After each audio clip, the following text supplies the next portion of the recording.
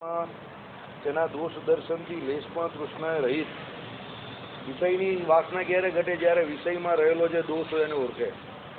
મહારાજે કહ્યું એ પ્રમાણે કે ભાઈ પંચ વિષય છૂટે કેવી રીતે, પંચ વિષયનો જે રાગ છે છૂટે કેવી રીતે, તો પંચ વિષયમાં રહેલા દોષનું દર્શન કરે ત્યારે છૂટે.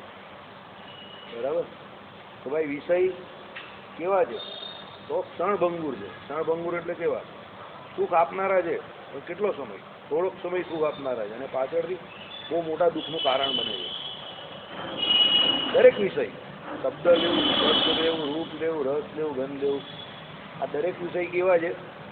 પ્રથમ તમને સુખ આપનારા થાય છે અને પાછળથી અત્યંત મોટા દુઃખનું કારણ બને છે.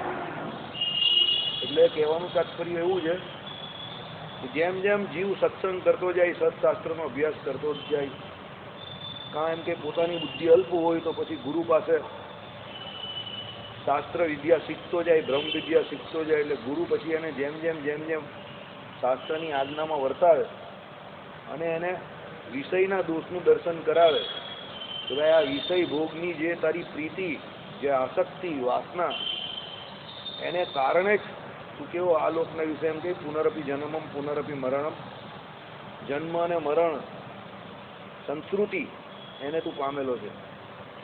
એટલે જ્યારે આ સંસ્કૃતિ ભય અને વિષયના ભોગને કારણે દેખાય, અને બીજું વિષય ભોગ કરવાથી ક્યારેય પણ વિષયથી તૃપ્ત થવાતું નથી. કોસો રજનીશની આખી થિયરી ખોટી પડી ગયા.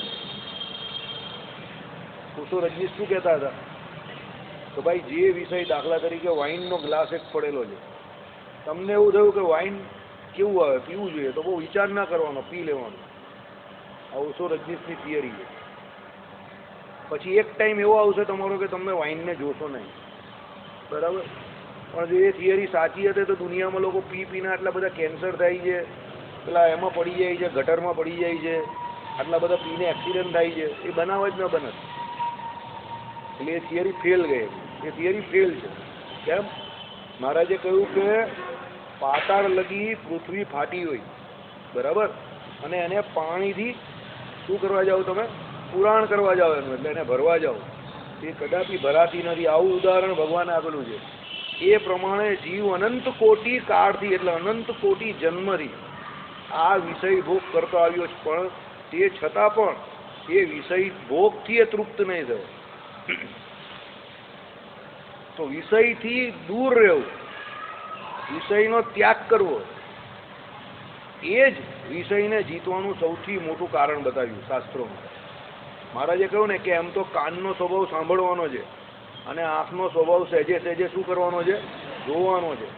પણ તમે એમ કહે કે આંખ અને કાન આમ બીડી દો, જો મહારાજે આવું દ્રષ્ટાંત આપેલું, મારી સામે જો શાંતિથી, આંખ અને કાન આ પ્રમાણે બીડી દો તો તમને સહજ રીતે પણ જે એનો દર્શન દોષ જે આંખથી થાય છે તે, અને કાનથી જે શું શ્રોત્ર દોષ એટલે જે સાંભળવાનો દોષ થાય છે તે સાહજિક રીતે ન થશે. એટલે સુરદાસજીએ શું કરેલું? એમના આજે ચર્મચક્ષુ જે છે તે ફોડી નાખેલા. કેમ? જાતે ફોડી નાખેલા. કેમ? એ કે માયાની વસ્તુ બધી આ ચર્મચક્ષુથી દેખાય છે. આ ચર્મચક્ષુએ કરીને બીજું કોઈ સારું કામ થતું નથી. ફક્ત ને ફક્ત માયિક પદાર્થ દેખાય છે અને એને કારણે મનની અંદર ભૂંડાઘાટ થાય છે. પણ આ ચર્મચક્ષુ ન હોય અને અંદરના દિવ્ય ચક્ષુ જ્યારે ખુલી જશે ત્યારે આ ચર્મચક્ષુની જરૂર નહીં પડવાની. એટલે ચર્મચક્ષુ એમણે જાતે કરીને ફોડી નાખ્યા. અને પછી ભગવાનનું ભજન એવું કર્યું કે એમને એ ચર્મચક્ષુની જરૂર જ ન પડી આખી જિંદગી. ભગવાન શ્રી કૃષ્ણ જાતે એમને પ્રેરતા હતા, રસ્તો, દરેક વસ્તુ, પોતાના દર્શન આપતા હતા. અરે ભગવાન એનો હાથ પકડીને ચાલતા પણ હતા. એ પણ મોડે બધું ખબર એમને. એમના અંદરના દિવ્ય ચક્ષુ ખુલી ગયા હતા. બરાબર? એ આવના શ્રીનાથજીના રોજ દર્શન એ જાતે પોતે સાક્ષાત આંખ વગર કરતા હતા. અને ગોસ્વામીજી ત્યાંના જે હતા એમણે રોજ પદ લખતા હતા, એ જે પહેરાવે, એટલે દિવ્ય ચક્ષુ ખુલી ગયા. એટલે વિષય કદાપી તમને એના પોતાના સ્વભાવને છોડીને એનાથી વિરુદ્ધ પ્રકારે વર્તવાનો નથી. એટલે મારે શું કહ્યું? રાજનીતિ ભણવી વિષયને જીતવા આવી કે ભાઈ શબ્દ, સ્પર્શ, રૂપ, રસ અને ગંધ એ જે 5 વિષય 5 ઇન્દ્રિયોના છે એ ઇન્દ્રિયો એમને એમ જીતાય એવી નથી. ગીતામાં શ્રી કૃષ્ણ ભગવાને કહ્યું તે એને જીતવી હોય તો એનો વિષય તો એને આપવો પડશે. તો કેવી રીતે? રાજનીતિ ભણીને કે ભાઈ આંખે કરીને એ જોવાનો સ્વભાવ છે તો આંખે કરીને ભગવાનના ભક્તોના રાજાના ગુરુના, એટલે ગુરુ રાજા એટલે ગુરુને અહીંયા રાજા તરીકે ગયા એમ બહુ મોટી પદવી આપી કે ને મહારાજ રાજા મહારાજા જેવા છે ગુરુ તો એમ ભગવાન રાજા મહારાજા જેવા છે. એના દર્શન કરવા કાને કરીને ભગવાનના જે કીર્તન છે ગુણનું કીર્તન ભજન કીર્તન એ સાંભળવું. નાસિકાએ કરીને ભગવાને જે કોઈ સૂંઘેલા પુષ્પહાર હોય એને સૂંઘવા. જીવાએ કરીને ભગવાન જે એમ કે જમ્યા હોય હાર ઠાકોરજીનો હોય એનું નૈવેદ્ય જમવું. એમ 10 ઇન્દ્રિયોના જે આહાર છે તે કેવા કરવા? ભગવાન સંબંધી કરવા. એને કરીને શું થશે? જે ભગવાને કહ્યું એ પ્રમાણે માયિક પંચ વિષય જે છે એ તમારાથી દૂર થઈ જશે. જેમ જેમ તમે એનાથી દૂર જશો ભગવાન સંબંધી જેમ જેમ ક્રિયા વધતી હશે એમ માયિક વિષય આપણાથી દૂર થતા જશે. અને એક સમય એવો આવશે પછી મહારાજે ગીતામાં કહ્યું ને એ પ્રમાણે સ્થિત પ્રજ્ઞ થઈ જશે. સ્થિત પ્રજ્ઞ એટલે શું? દુનિયામાં જે કોઈ ઘટના ઘટે છે એ ઘટવા દે, એ પોતે એ ઘટનાનો પ્રેક્ષક બનશે, એ ઘટનામાં ભાગ ન લે. એટલે સુખ અને દુઃખ બંને એના માટે સરખા થઈ જશે.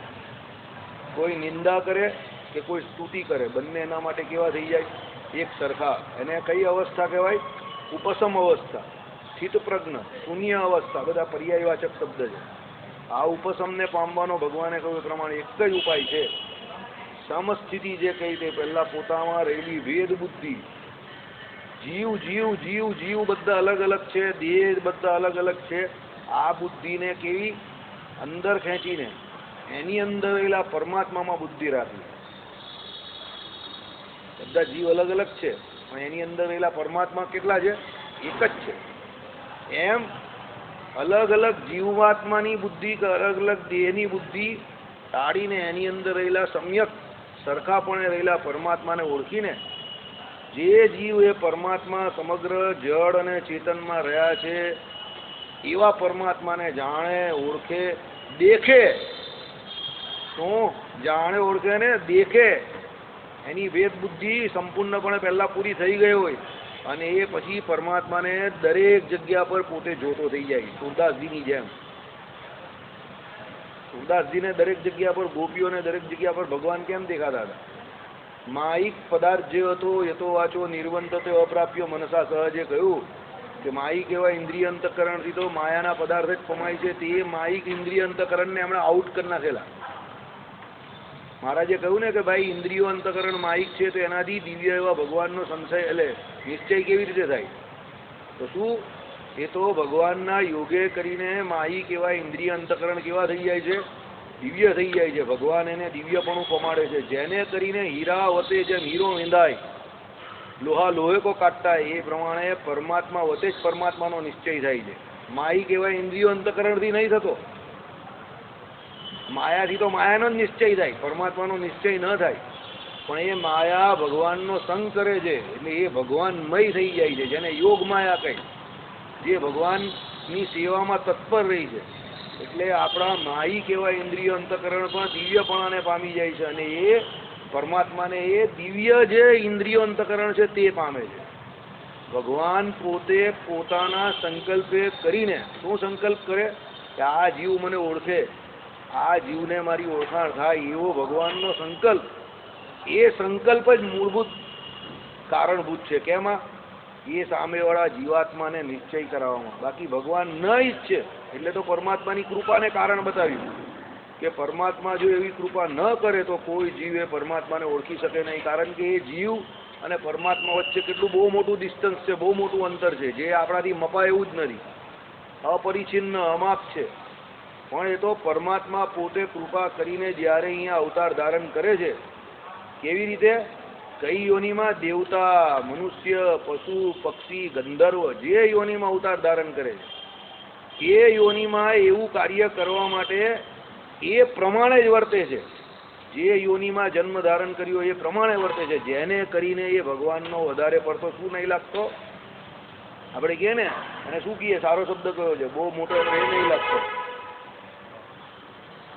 આપણે કઈ બહુ મોટો માણસ હોય એને આપણે શું કહીએ? એનો પેલો શું લાગે? એનો બહુ સારો શબ્દ વચનામૃતમાં વાંચેલો જ, મને યાદ નહીં આવતો. એ ભગવાન અને જીવ વચ્ચેનો જે અંતર જે છે એ ભગવાન ઘટાડી દે છે. બરાબર?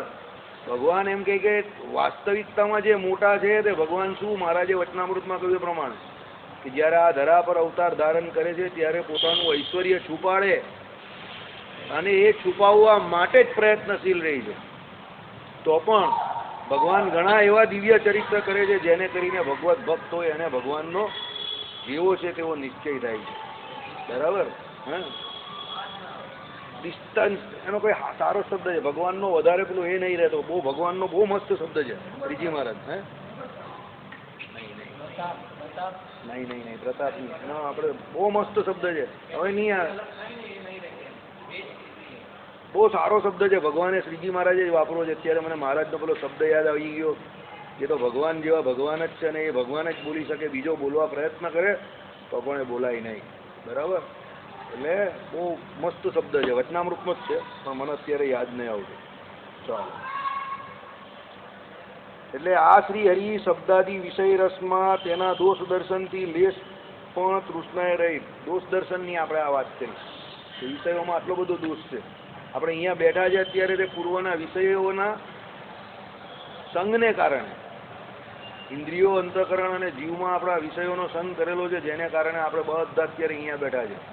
બાકી જો પૂર્વે કોઈ કાળે આપણે ભગવાનનું ભજન આવું શ્રેષ્ઠ રીતે કર્યું હોત તો અત્યારે અહીંયા બેસવાનો વખત ના હોત, અક્ષરધામના મુક્તો જોડે બેઠા હોત.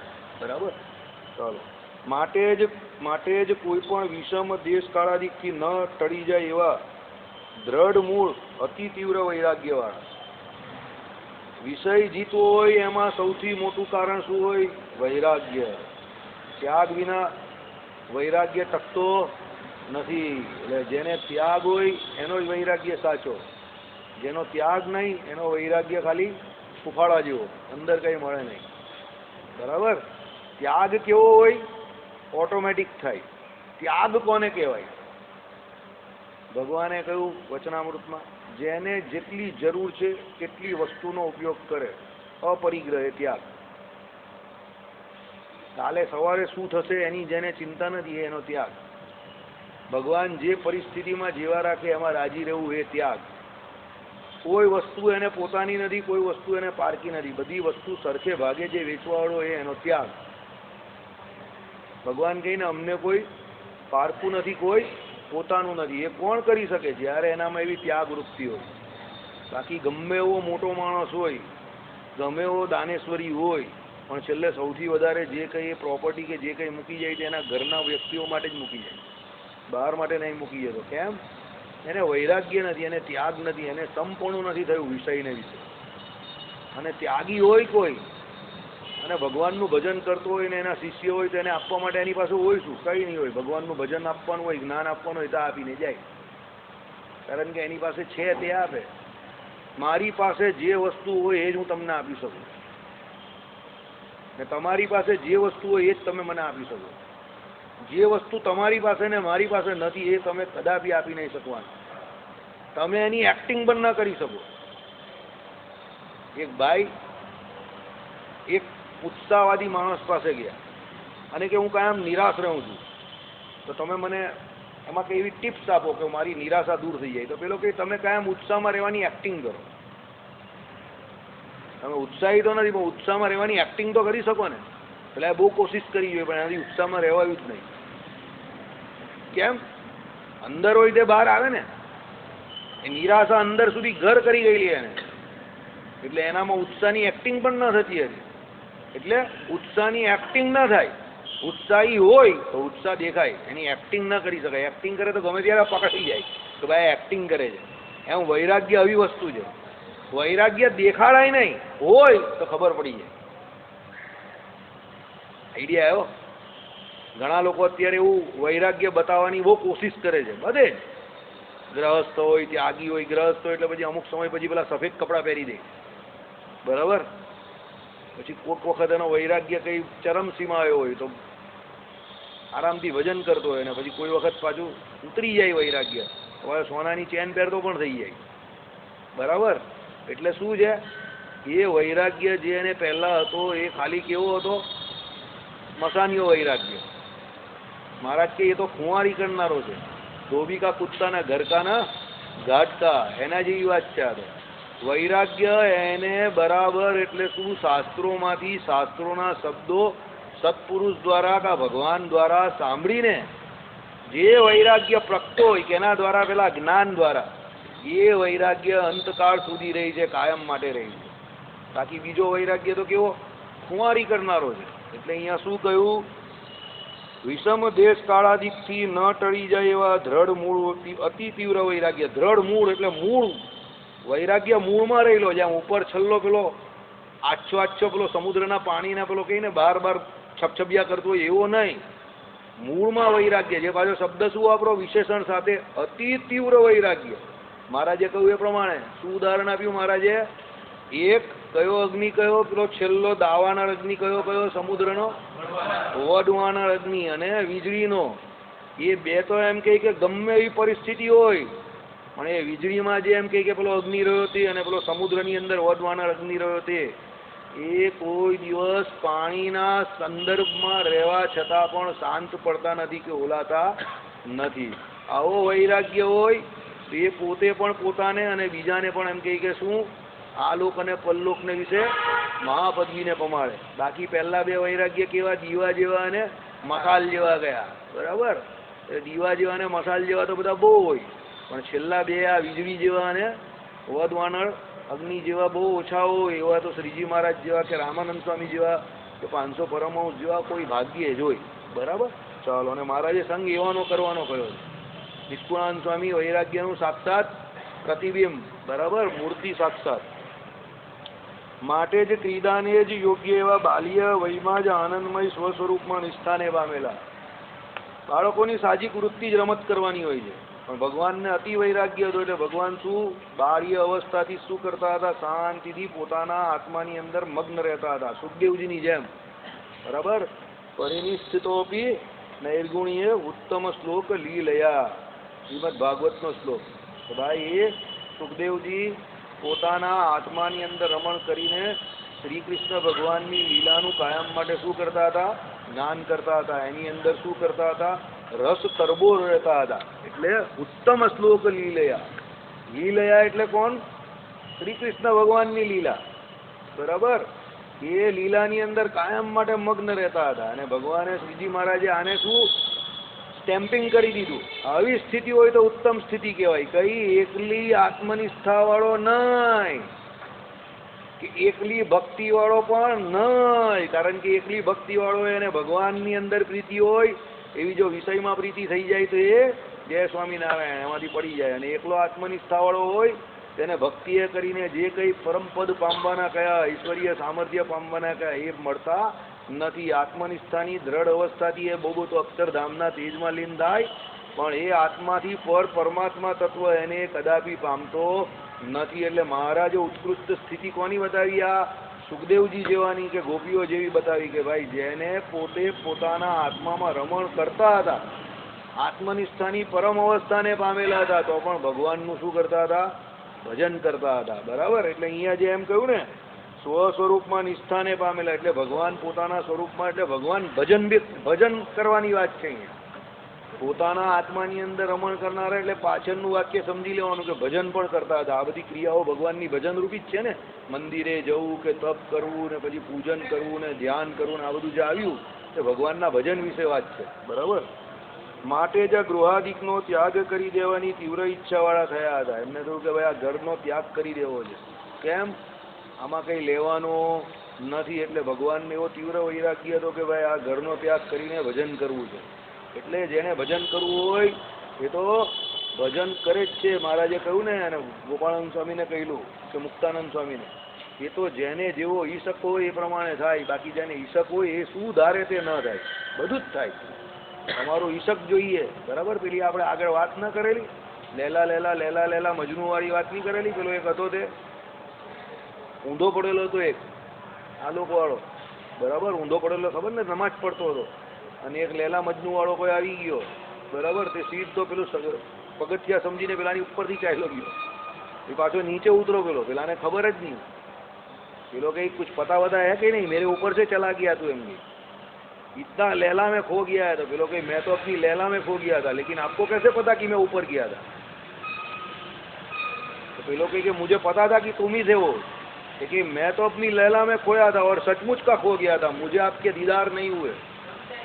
तो गई मुझे आपके दीदार नहीं हुए, लैला का दीदार में, मैं लैला के दीदार में इतना खोया हुआ था कि मैं अपने आप को भूल गया था। तो मैं आपको कहाँ याद करूँगा? लेकिन आप जिसकी बंदगी कर रहे हो उसके लिए आप इतने खोए हुए नहीं हो, तभी आपको मेरा दीदार हुआ। એટલે ફકીરને પેલો શીખવાડી ગયો લેલા મજનુ વાળો કે પ્રેમ એવો કરવો કે પેલી જ દેખાય બધે, એમ ભગવાન બધે દેખાવા જોઈએ, બરાબર? થોડીક ઉર્દુ બુર્દુ ભાષા પણ આવડવી જોઈએ, દીદાર હુઆ એ તમને, તમે જિંદગી જીવા બધા નીરસ માણસો તમે આવો, બરાબર? તમારી જિંદગીમાં કોઈ રસ જ નથી. ના ના, અહીંયા બેઠેલા 80-90% નીરસ માણસો છે, ખાલી જિંદગી જીવ્યા કરી. અમુકને પેલું કેવું સમાજનો ડર, ઘરનો ડર, આ દે, એટલે પોતાનો વિકાસ કરવા માટે પોતે જ તત્પર નહીં હોય માણસ તો પછી કાઢી થાય. પોતે તો તત્પર હોવો જોઈએ ને કે મારે મારો વિકાસ કરવો છે. ને કોઈ વસ્તુ શીખવાથી કે એના કે આપણે ગુલામ નહીં થઈ જતા. સાચું બધેથી સારું તો બધેથી લેવાય. આ ઉદાહરણ આપણા વક્તાઓ આપે છે, આપણા વક્તાઓ આ ઉદાહરણ આપે છે, ભાગવતના વક્તાઓ આપે છે, ભક્તિની ઉત્તમ દશા બતાવવા માટે કે જેમ આટલો પ્રેમ આ લોકને વિશે કોઈ વ્યક્તિને કોઈ વ્યક્તિમાં હોય, એટલો પ્રેમ જો ભગવાનમાં થઈ જાય તો કામ થઈ ગયું. કારણ કે લૌકિક માણસને લૌકિક જ ઉદાહરણ અપાય ને, બીજું શું ઉદાહરણ આપે? તો ઉદાહરણ તો સાચું જ છે ને. ચાલો આગળ જઈએ આપણે. પણ પોતાને અતિ ઈપ્સિત એવા નૈષ્ઠિક બ્રહ્મચર્ય વ્રતમાં ઉપયોગી ઉપનયન સંસ્કાર જે ગર્ભ થકી 8મે વર્ષે પિતાએ કરવાનો છે, તેની વાટ જોતા થતા પાણીમાં પદ્મપત્રની પેઠે ઘરમાં નિર્લેપપણે રહ્યા. ભગવાનને ખબર કે ભાઈ ઉપનયન સંસ્કાર લીધા વગર ગૃહ ત્યાગ થવાનો નથી. કારણ કે વિદ્યા તો ભણી લીધી, પણ ઉપનયન સંસ્કાર લીધો હોય તો આગળની જે લીલાઓ કરવાની છે એમાં ભગવાન કયા કુળના છે, કોણ છે, ક્યાંથી આવે છે, ઉપનયન સંસ્કાર થયો છે નથી થયો, એ આગળની લીલા માટે બહુ કામનું હતું. એટલે ભગવાન એની રાહ જોતા જોતા જળ કમળવત, એટલે પાણીની અંદર જેમ કમળ રહે એ પ્રમાણે રહ્યા. જળ કમળવતનો અર્થ શું થાય? પાણીમાં કમળ રહે ખરું, પણ પાણીનું બિંદુ કમળને અડી શકે નહીં. તમે પાણીનું બિંદુ આમ નાખજો તરત સરી પડશે. કમળમાં એવો ગુણ છે, એની ઉપર તમે પાણીનું બિંદુ મૂકો તરત સરી જાય. એ પ્રમાણે ભગવાન ઘરમાં રહ્યા, નિર્લેપ થતા. ઇતિ શ્રી સત્સંગી જીવને પ્રથમ પ્રકરણે શ્રીહરિ પૌંગડ લીલા વર્ણન નામા 28મો અધ્યાય, એટલે 28મો અધ્યાય આ પ્રમાણે થયો. હવે અધ્યાય 29મો. સુવ્રત ઋષિ કહે છે, હે રાજન, શ્રી રામચંદ્રની પવિત્ર પુરી અયોધ્યામાં નિવાસ કરીને રહેલા તે આ ધર્મદેવ સદા એકાંતિક સ્વધર્મ જ્ઞાન અને વૈરાગ્ય સહિત એવી ભગવત ભક્તિરૂપ ભાગવત ધર્મમાં અથવા સર્વ જગત જેનું શરીર છે. આવી ગયો વિશિષ્ટાદ્વૈત વેદાંત 121મો શ્લોક. શું લખ્યું? અથવા સર્વ જગત જેનું શરીર છે એવા પરમાત્માના અનન્ય આરાધન રૂપ ધર્મમાં સ્થિતિવાળા માટે જ અનેક શોભન ઉત્તમ દયા સુશીલાદી સદગુણોએ પરિપૂર્ણ અથવા સદાચાર પરાયણ સાધુઓમાં ઉત્તમ એવા પુરુષોના સદગુણોએ પરિપૂર્ણ માટે જ સર્વ કોઈ જનોએ સ્તુત્ય પ્રશંસનીય થયા. એટલે પ્રશંસા જીવની સત્પુરુષો ક્યારે કરે? જ્યારે એ ભાગવત ધર્મમાં વર્તો હોય ત્યારે. રૂપિયા પૈસા ધન દોલત આવે ને લોકો જે પ્રશંસા કરે એ પ્રશંસા કેવી છે? ખુશામત છે. એ તો ખોટી પ્રશંસા છે. આજે રૂપિયા છે તે પ્રશંસા કરે છે, કાલે રૂપિયા ન હશે તો એ જ તમારી શું કરશે? ટીકા કરશે, નિંદા કરશે. એટલે પ્રશંસા તો સાચી કઈ જ્યારે તમે ભાગવત ધર્મમાં વર્તતા હો અને સત્પુરુષ પાછા જે ભાગવત ધર્મને જાણનારા છે, ઓળખનારા છે, ભાગવત ધર્મમાં વર્તનારા છે, એ જ્યારે પ્રશંસા કરે કે ભાઈ આ ભગવત ભક્ત ભાગવત ધર્મમાં રહેલો છે, ભગવાનની પરમ કૃપા છે એની ઉપર, અને એ ભગવાનની કૃપા એની ઉપર થઈ છે એટલે જે ભાગવત ધર્મમાં રહી શકે છે, ધન્ય છે આને. આવું જે કહે આ સ્તુતિ પણ સાચી અને પેલો કરવાવાળો પણ ધન્ય અને સ્તુતિ કરવાવાળો પણ ધન્ય, બંને ધન્ય. ભગવાન કે એ પ્રમાણે ભગવાનના ભક્તનું મહાત્મય તો ભગવાનનો સાચો ભક્ત જ જાણી શકે, બીજો કોઈ ન જાણી શકે. એટલે મહારાજે કહ્યું કે ભગવાનના ભક્તએ તો સદાને માટે હંમેશને માટે ભગવદીયનો જ પક્ષ લેવો, ભગવાનના ભક્તનો કાયમ પક્ષ લેવો, ભગવાનના ભક્તનો કોઈ દિવસ ત્યાગ કરવો નહીં. મહારાજે કહ્યું ને આપણે તો બધા કેવા છે, અક્ષરધામ, બદ્રિકાશ્રમ, શ્વેતદ્વીપવાસી જે એમ કે મુક્તો છે એના જેવા છે. આ સભા તો મહારાજ કે એના જેવી છે, અને અમે એનાથી જો જરા પણ આ સભાને ઓછી માનતા હોય તો મહારાજ શું કહ્યું, અમને કોના સમજે? 500 પરમહંસના સમજે, આવું મહારાજે કહ્યું. એટલે એનો મતલબ શું થયો? તમારો ને અમારો કે આપણે અહીંયા જે બેઠા છે બધાનો સંબંધ કેવો છે? આત્મીયતાનો સંબંધ છે. અને ગમે ત્યારે કોઈને કોઈ કાળે, કોઈને કોઈ ક્ષણે આપણે બધા અક્ષરધામમાં ભેગા થવાના છે. બરાબર? એટલા માટે હરિભક્તએ કદાપી અંદરો અંદર કોઈ પણ પ્રકારનો દ્વેષ રાખવો નહીં. ચાલો બીજું શું કહ્યું? એક એક વસ્તુ સાંભળીએ. સર્વ જગત જેનું શરીર છે એવા પરમાત્માના અનન્ય આરાધન રૂપ ધર્મમાં સ્થિતિવાળા. ભગવાનનું શરીર શું છે? શું છે ભાઈ ભગવાનનું શરીર? બોલો અશોકભાઈ, ભગવાનનું શરીર શું છે?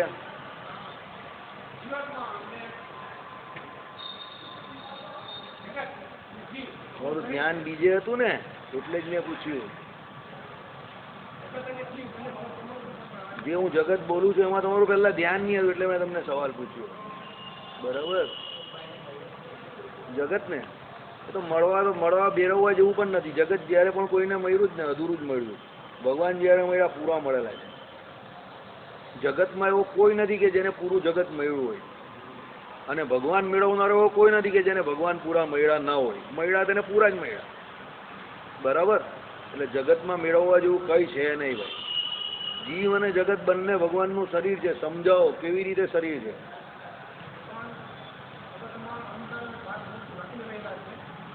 કેવી રીતે વ્યાપીને રહેલા છે? સમજાવો. સ્ટેટમેન્ટ ના આપો, સમજાવો. સ્ટેટમેન્ટ બધાને ખબર છે. સમજાવો કે જગત ભગવાનનું શરીર કેવી રીતે છે, જીવાત્મા ભગવાનનું શરીર, ધારક કેવી રીતે છે. આ ભગતને ખબર છે ભાઈ તમને ધારક, નિયંતા ને શેષી કોણ છે? બોલો. આ ભગતને નથી ખબર.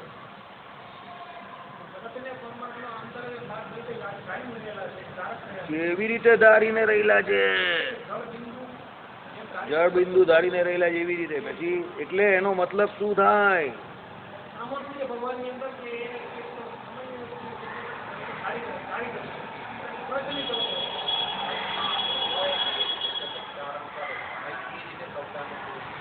બોલો, મદદ કરો. આ ભગતને મદદ કરો. કેવી રીતે ધારીને રહેલા છે? ધારક, નિયંતા ને શેષી કેવી રીતે છે જગતના અને જીવાત્માના?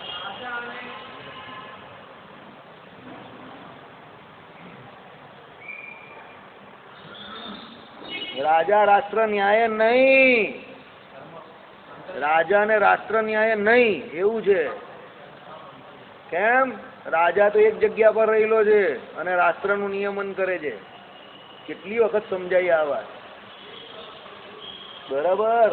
દરેક જીવની અંદર ભગવાને સરખે સરખા રહીને એનું નિયમન કરે છે.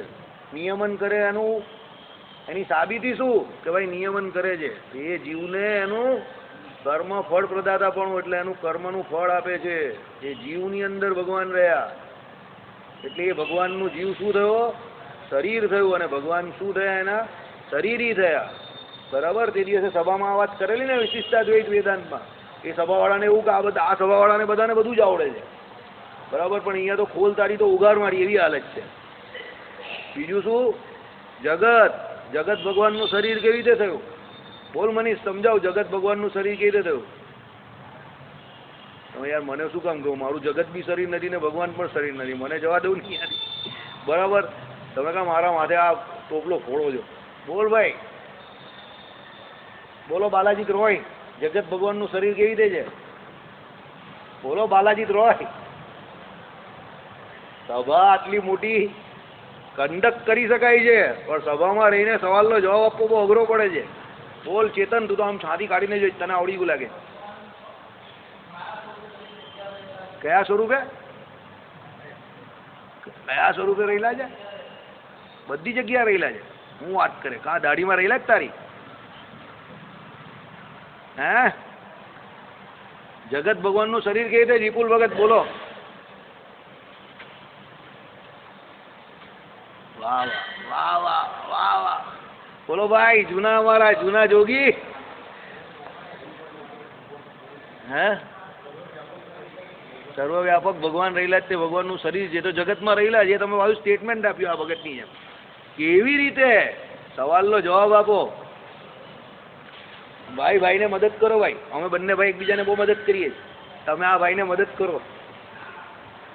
જગત ભગવાનનું શરીર કેવી રીતે છે? કાલે બાલકૃષ્ણભાઈને પૂછજો. તો કે વાસુદેવભાઈ પૂછતા હતા કે જગત ભગવાનનું શરીર કેવી રીતે છે, 73 વર્ષે જવાબ આપો એનો. બરાબર? અને એ જાણવું હોય તો આ બધી બીજી બધી પંચાયત મૂકી દેવો. બરાબર? રાત્રે સભામાં આવી જાઓ. ચાલો. જગત ભગવાનનું શરીર કેવી રીતે છે? ભાઈ સમજાઈ શકે છે? તમે નહીં સમજાઈ શકતા. જગત પહેલા બન્યું કેનું છે? જગતનો મૂળ પદાર્થ શું? દ્રવ્ય શું? માયા. તો માયા શું છે? ભગવાનની શક્તિ છે. તો શક્તિ કોને આધારે રહ્યો હોય? શક્તિમાનને આધારે રહ્યો હોય. એટલે ભગવાનને આધારે જગત રહેલું છે. અને માયાથી જે ચિત્ર વિચિત્ર માયામાં જે પરિવર્તન થાય છે એ સ્વતંત્રપણે થાય છે કે ભગવાનના આધીન રહીને થાય? ભગવાનની ઈચ્છાથી આધીન થાય. અને ભગવાને એના માટે કોને મૂકેલા છે? કાળને મૂકેલો છે. કેમ કાળને મૂકેલો છે? કે માયામાં જે પરિવર્તન થાય તે એના અમુક કાળ ફિક્સ હોય. કે દાખલા તરીકે માતાના ઉદરમાં 9 મહિના સુધી પેલું બાળક રહે, એનું પોષણ થાય અને પછી એ બહાર આવે. પહેલા આવે તો એને પ્રી મેચ્યોર ડિલિવરી કહેવાય. બરાબર? એ બાળકને પેલા ઇન્ક્યુબેટરમાં રાખવું પડે. સમજ્યા ને? પેલું તમે બોક્સ કેવું ને એમાં રાખવું પડે. પેટી, કાચની પેટી, તમે જે કેવું તે. એ પ્રમાણે માયાનું જે આપણું શરીર છે, બાળ અવસ્થા, ભગવાનની આમાં બધું આવ્યું ને. બરાબર? યુવા કુમાર અવસ્થા, પોંગંડ અવસ્થા, કિશોર અવસ્થા, યુવા અવસ્થા, પ્રૌઢ અવસ્થા, વૃદ્ધ અવસ્થા, આ માયામાં થયેલો એમ દર કરતો ફેરફાર છે. આ તમને ફક્ત હું પિંડનું કહું છું. કોનું કહું છું? આપણા પિંડની રહેલી અવસ્થાનો ફેરફાર. આવો સેમ ટુ સેમ ફેરફાર કેમાં થાય છે? બ્રહ્માંડમાં, એટલે જગતમાં થાય છે. હવે અનંત કોટી બ્રહ્માંડમાં પણ આ પ્રમાણે ફેરફાર થયા કરે છે. પણ આ બધા ફેરફાર કોને આધીન? પરમાત્માને આધીન. સ્વતંત્રપણે કઈ થઈ શકતું નથી. શરીરીનો અર્થ અહીંયા શું થયો? ભગવાન જ્યારે ઈચ્છા કરે ત્યારે, સંકલ્પ કરે ત્યારે શું થાય? બ્રહ્માંડની ઉત્પત્તિ થાય. ભગવાનના સંકલ્પથી એની શું રહે? સ્થિતિ રહે. અને ભગવાનના સંકલ્પથી એનો શું થઈ જાય? પ્રલય થઈ જાય. હવે જગત ભગવાનનું શરીર થયું કે ન થયું? થયું. હવે આના પછીની સભામાં જગત ભગવાનનું શરીર છે અને જીવાત્મા ભગવાનનું શરીર છે એવું 10 મિનિટ સુધી કોણ બોલશે સભામાં? ડાયરેક્ટ 5000 માણસની વચ્ચે. એ મને એનું નામ લખાઈ જાય પછી છેલ્લે. બરાબર? ચાલો હવે આગળ જઈએ. એવા પરમાત્માના અનન્ય આરાધન રૂપ ધર્મમાં સ્થિતિવાળા જે આવા ભગવાન છે એનું અનન્ય આરાધન. અનન્ય આરાધન એટલે ભગવાન સિવાય બીજા કોઈની આરાધના નહીં, ફક્ત ને ફક્ત ભગવાનની જ આરાધના. બરાબર? માટે જ અનેક શોભન, એટલે અનેક શોભન એટલે શોભાને પ્રમાણનારા. ઉત્તમ, ઉત્તમ એટલે એકદમ સારામાં સારા. દયા, સુશીલ આદિ સદગુણોએ પરિપૂર્ણ. ધર્મદેવમાં આ બધા ગુણો કેવા હતા? ઉચ્ચ કોટીના, ઉચ્ચ કક્ષાના, અપરિમિત, અપરિચ્છિન્ન હતા. કેવા ગુણ? દયા, સુશીલતા આદિ ગુણોએ પરિપૂર્ણ. અથવા સદાચાર પરાયણ સાધુઓમાં ઉત્તમ એવા પુરુષોના સદગુણોએ પરિપૂર્ણ. જે સારા આચરણવાળા સાધુ છે એ સાધુઓમાં ઉત્તમ સાધુ કોણ હતા? ધર્મદેવ. માટે જ સર્વ કોઈ જનોએ સ્તુત્ય પ્રશંસનીય થયા. આવા હતા ધર્મદેવ. એટલા માટે એમની સ્તુતિ પણ થઈ શકે એવું હતું, એમની પ્રશંસા થાય એવું પણ હતું. અને વાસ્તવિકતામાં સત્પુરુષો, સાધુ પુરુષો એ ધર્મદેવના ગુણો જોઈને એમની સ્તુતિ કરતા હતા, એમની પ્રશંસા કરતા હતા. બાકી અહીંયા જે કરે તે બધા શું કરે? ખુશામત કરે. ધર્મદેવ તે આ ધર્મદેવ સદા એકાંતિક. ધર્મદેવની વાત થોડું ભગવાન વાળું પૂરું થઈ ગયું આગલા પ્રકરણ. હવે ધર્મદેવનું આવશે ને. હવે ધર્મદેવ જય સ્વામિનારાયણ થશે ને, બધું આવશે ને, એને ભગવાનને કરાવશે બધી લીલ. પહેલા